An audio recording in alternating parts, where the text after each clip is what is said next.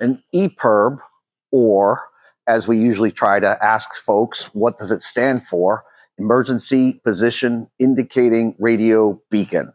So an EPIRB is a unit that transmits when in distress. If there's human life in jeopardy, we want to activate our EPIRB. So an EPIRB will send out a specific 15-character ID code or a Hex ID. It is cross-referenced in a database to see exactly who belongs to that EPIRB. And because there's built-in GPS, it is sending out your Latin long. So they know exactly where to look for the device that's signaling. EPIRBs can be sold with or without AIS transmission, but I would heavily suggest AIS transmission. So now not only is rescue personnel know where you are, but also any boat in the vicinity will get an AIS signal on their multifunctional display. EPIRBs are found in brackets. There are relays that are held open by magnets in the bracket, so therefore it won't activate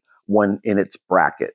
So a lot of people will have their EPIRB in a ditch bag and in the bracket itself, or if it's going to stay dry, you can take it out of the bracket and your EPIRB can be activated manually or by water activation. So there are two categories of EPIRB, what we call a category 2, which is manually deployed. Just simply push on this bracket here and remove the EPIRB, lift up the little red door here and activate your EPIRB. There's also what we call a category 1 EPIRB, which is a float-free configuration. You can still remove the top of the enclosure, take the EPIRB out and activate it.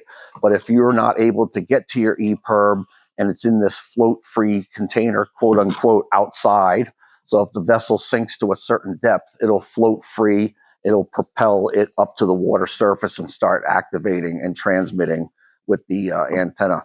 Most EPIRBs will have a lanyard on them that you want to tie off to, let's say, a life raft or a ditch bag or your wrist, because you definitely don't want your EPIRB to part from you or where you're located. But you don't want to tie that lanyard to the vessel itself, because if the vessel sinks and the EPIRB is underwater, although it'll activate, it won't transmit. So you want a clear view of the sky.